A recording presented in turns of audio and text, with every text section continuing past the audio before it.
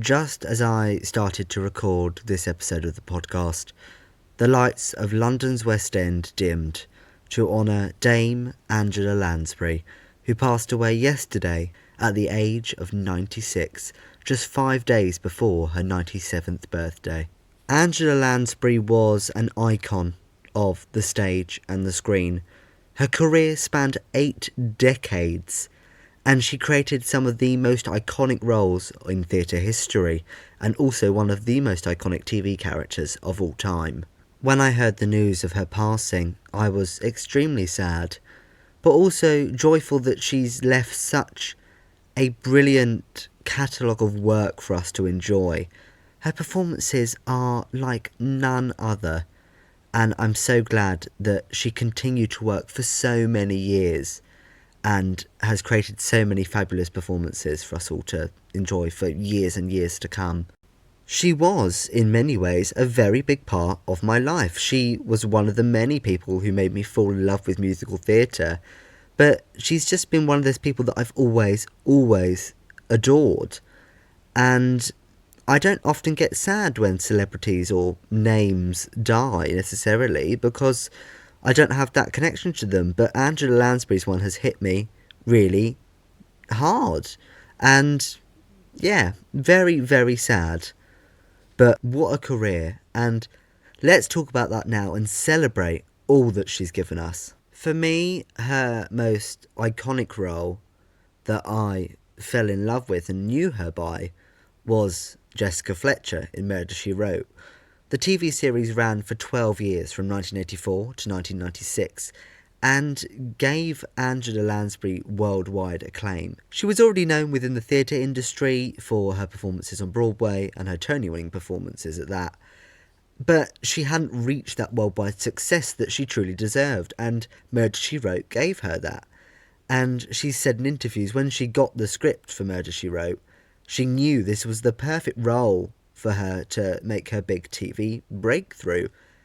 And a breakthrough it was. She was a middle-aged woman, and at the time there wasn't a lot of TV programmes with middle-aged women as the lead character. So she was a pioneer in that respect. The show would go on to win her 4 Golden Globes, and she never won a single Emmy for it. And I will be forever bitter about that, because her performance is a camp classic. The show itself has now become a cult classic, and so many people love it, and it's one of those programs that's reached generation to generation and brought families together, and people used to watch it every week at the same time.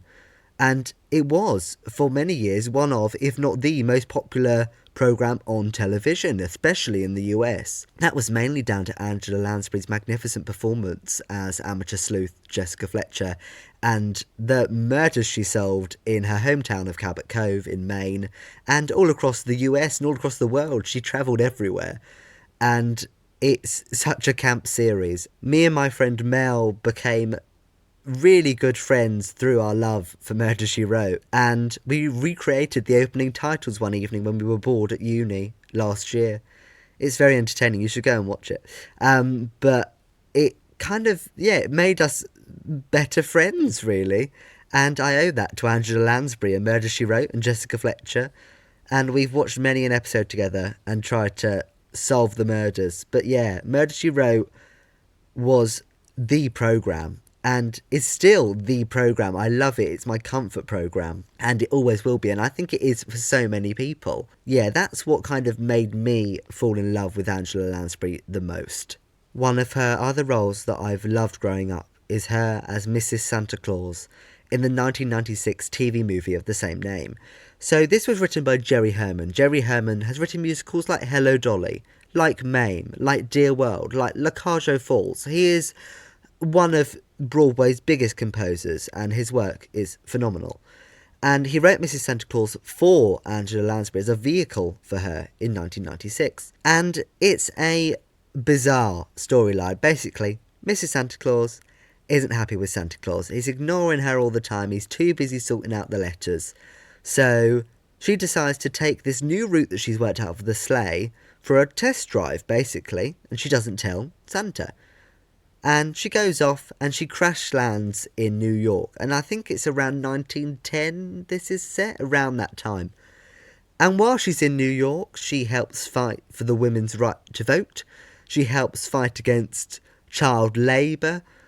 She does it all. And all with the soundtrack of a Jerry Herman score. And she sings and she dances and it's just so joyous as a film. And it's a Christmas classic in our household. We watch it every year. It's not the best film in the world. I've definitely seen better Christmas films. But it's such an iconic part of my childhood and something that I've grown up and continued to love and will continue to love with my family in the future. But yeah, if you've never seen it, go and give it a watch this Christmas. Or now. There's always a good excuse to watch Mrs. Santa Claus. But thanks to my father mainly, I've grown up listening to Angela Lansbury on cast recordings. I've grown up listening to her singing the score of Gypsy when I was younger, and Sweeney Todd and Mame, and all these brilliant scores that she sung so phenomenally on these cast recordings. I've grown up listening to, and her voice is so distinct and so memorable and just so rich to listen to that it's always stuck in my mind. Those recordings, whenever you listen to the songs like Worst Pies in London from Sweeney Todd or We Need a Little Christmas from Mame, those vocals stick in my head more than anyone else, more than any other version of those songs, because she was just that great. Over the last 24 hours, what I've loved the most is all these tributes from all these big, great Broadway stars like Audra McDonald and Patti LuPone and Kristen Chenoweth and Kelly O'Hara and Jennifer Hudson and Harvey Fierstein and so many people. But this one from Joanna Gleason, the original baker's wife from Stephen Sondheim's Into the Woods, was one of my favourites that I've read, and I'll read it to you now. She said, "I did a play with Angela, which rehearsed in New York, went through 3 directors, and eventually opened in Los Angeles. I was fired midway through the run. My final night, she called me into her dressing room at half hour and gave me a beautiful leather handbag. And Angela said, 'You will fill this with magnificent work, I have no doubt.' The play came to New York and closed in about 5 minutes. Years later, when I won the Tony, she was waiting in the wings, about to go on. She reached for me, looked at me and said, 'Told you so. Class all the way. An era closes.' I just think it's a brilliant story, and all these amazing stories that are coming out now, and there'll be more to come over the weeks and months ahead. And she clearly was just a lovely woman who was caring and funny and witty and, yeah, just genuinely a lovely woman.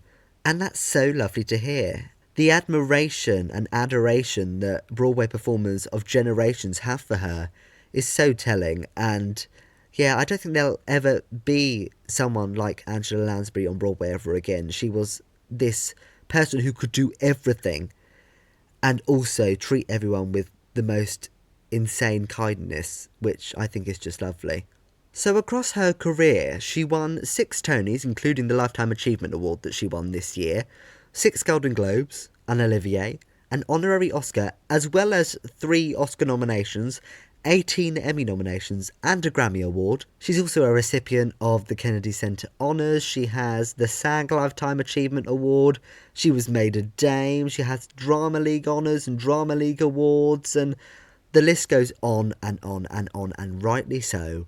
Her Broadway credits include Hotel Paradiso in 1957, A Taste of Honey in 1960, and then Stephen Sondheim's Anyone Can Whistle in 1964. Now, this show didn't do well, it flopped. She played a character called, let me get this right, Cora Hoover Hooper, and it's a weird show. I think it's about a rock. It's a bit bizarre. It's got nice music, but it's a bit bizarre. You can kind of see why it flopped. But this show led to her performance in Mame in 1966, which would earn her her first Tony Award for Best Lead Actress in a Musical. She then won another Tony in 1969 for playing the lead in Jerry Herman's latest musical, Dear World, and in 1975 she won another Tony for Best Lead Actress in a Musical for playing Mama Rose in the first Broadway revival of Gypsy. Now, this production of Gypsy had been in London 2 years prior, And Baby June was played by the icon that is Bonnie Langford, and Bonnie Langford transferred to Broadway with the production, which I love. But yeah, so she was the first person to play Mama Rose in London in the West End, and the second person to play it on Broadway in the first ever Broadway revival. And she was a phenomenal Mama Rose. I shared a clip yesterday on my TikTok and my Facebook and my Twitter and everywhere of her performing the 11 o'clock number, Rose's Turn. And she is just a tour de force, and it is one of the best musical theatre performances out there. And if you haven't seen it, go and watch it. Go on YouTube. It's all on there, and it's so worth it. In 1978, she did a 3-week stint as Anna Leonowens in the Broadway production of The King and I. And not very many people know this. It was a very short stint, but she got herself a Drama Desk nomination for it. But yeah, she played Anna in The King and I. And then in 1979, she played the wonderful Mrs. Lovett. I wouldn't say wonderful, actually, more like evil and plotting and nutty Mrs. Lovett in Stephen Sondheim's original production of Sweeney Todd. Now, this role was made for Angela Lansbury. I mean, come on. You've probably all seen the clips of her as Mrs. Lovett. There was a filmed production of it, which is brilliant. And if you haven't, again, go and watch it. I'm going to say this a lot. If I mention any show that Angela Lansbury's been in, go and watch a clip of her in it, because no doubt it was fabulous. But her performance as Mrs. Lovett is the staple, really. And as I said earlier, Her Worst Pies in London is the baseline for how everyone should do it. Everyone should be as crazy as Angela Lansbury was when she played Mrs. Lovett, because I think that makes the character so much more fun and enjoyable, and you love her more, but you also see her craziness even more than you do in other editions of the show. That Mrs. Lovett performance was probably, in my opinion, my favourite of all her Tony-winning performances. She then starred in the short-lived A Little Family Business in 1982, which I think is that play that she was meant to be doing with Joanna Gleason. And then in 1983, she starred in the Broadway revival of Mame. She played the role of Mame Dennis again. She then took a massive break while she did Murder, She Wrote and This, That and the Other, and she didn't return to Broadway until 2007, which is quite a big break, really. And she got a Tony nomination, her first Tony nomination, for Best Lead Actress in a Play for the play Juice. And then in 2009 she won another Tony for Best Supporting Actress in a Play for playing Madame Arcati in Blythe's Spirit, Noel Coward's wonderful play. And she's brilliant in this, and it came to London, I think it was about 4 years after she did it on Broadway, and she won her first ever Olivier Award. And I think she was 86 or 88 at the time. To win your first Olivier and her first nomination at that age, her speech is so thankful for that, and that she says she's so glad that theatre's still alive and she's still alive to be a part of it today. She then received another Tony nomination for her performance in A Little Night Music opposite Catherine Zeta-Jones, the Broadway revival in 2009, and she's brilliant in this as well, and her performance of the song Liaisons in the musical is second to none, as is every other one of her performances. I'm probably just repeating myself now, but she was that great. Her most recent Broadway credit was the play The Best Man in 2012, but then she did a one-night benefit reading of The Importance of Being Earnest in 2019, which would turn out to be her final appearance on a Broadway stage. But she did that at the age of, what, would have been 94, 93 at the time, and she's still so with it, and her comedy timing is so bloody good. And yeah, just love her. And then you look at her film work. She was nominated for an Oscar in 1944 for the movie Gaslight, and again in 1945 for The Picture of Dorian Gray. She then also starred in The Harvey Girls in 1946, The Court Jester in 1956, Blue Hawaii in 1961, where she played Elvis's mother, even though she was younger than Elvis Presley at the time. The Manchurian Candidate in 1962 earned her third Oscar nomination, and then she played Eglantine Price in Bedknobs and Broomsticks in 1971, and this kind of brought Angela Lansbury into the family household, and this is a movie that many people of many generations have grown up loving, and seeing her bobbing along on the bottom of the beautiful briny sea is just one of those core memories of my childhood. Same with her fighting off the Nazis as well. And I mean, what a bizarre film, but it's so much fun. She then also starred in Death on the Nile in 1978, The Mirror Cracked in 1980, the wonderful animated film Anastasia in 1997, another one of my favourite films, Nanny McPhee in 2005, again this introduced her to a much younger audience, and then Mary Poppins Returns in 2018, where she got to sing again on screen, which was a pure highlight of that film. And of course, who could forget her iconic performance as singing teapot Mrs. Potts in the 1991 Disney film Beauty and the Beast. But it's been revealed that she will be making her final screen appearance in Glass Onion, the new sequel to the film Knives Out, and that's out later this year. I don't know in what capacity she appears. I believe it's a cameo of some description, but her and Stephen Sondheim both appear in that film apparently. She really had the versatility to go from being absolutely vile in films like The Manchurian Candidate to absolutely lovely in Bedknobs and Broomsticks. And not many people have that versatility, especially in the modern age. She really was one of the last remaining stars of the golden age of Hollywood, and I think it's really sad that that era of actor has kind of drawn itself to a close. But what a selection of films and roles across TV and film and theatre. I think everyone would be envious of the career that she has had. And she never wanted to stop working. She always persisted that she would continue to work until she couldn't anymore. And that was certainly the case. I went to see Beauty and the Beast a couple of weeks ago now at the London Palladium, and she does the voiceover for the narration at the beginning. And I guess that's kind of really her final stage appearance, because she's going all around the UK as a voiceover, as a narrator, and her voice is so magical and it adds so much to the beginning of that show and the buzz, and it was a brilliant idea to get her to do it. Angela Lansbury never shied away from showing her opinions and stuff, and her politics as well. She was a big supporter of both the Democratic Party in America and the Labour Party in the UK. And her grandfather, funnily enough, George Lansbury, was actually the leader of the Labour Party at a point in the 30s and had been a huge campaigner for women's rights and women's suffrage. So I think that's where a lot of her love for charity work and politics comes from. And she has become a gay icon through many different things, but she really cemented that when she played Mame on Broadway. But also during the worst years of the AIDS crisis, Angela held many benefits to help raise money to fight AIDS and raise awareness of it. And she raised over £1 million for AIDS charities. And she was quoted with saying, "This illness is robbing us of our friends and our futures, and this disease knows no discrimination."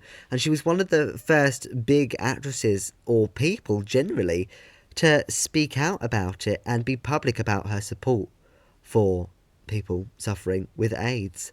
And another reason just to love her. And at the age of 88, she did an interview and she said that she was very proud to be a gay icon, and said that Mame was one of the main reasons. But the fact that she was so proud to be a gay icon and be a supporter of the gay community makes my heart very happy. Her talent will live on forever, and that's what I love, is that everyone will always know who Angela Lansbury was, because we will continue to share her work and people will continue to watch her work for years and decades to come. And I think that's very comforting in a lot of ways. And yeah, she made a profound impact on my life, and I'm sure she made a profound impact in some way on your life too. We will miss Dame Angela Lansbury, but what a career, what a legend, what a woman.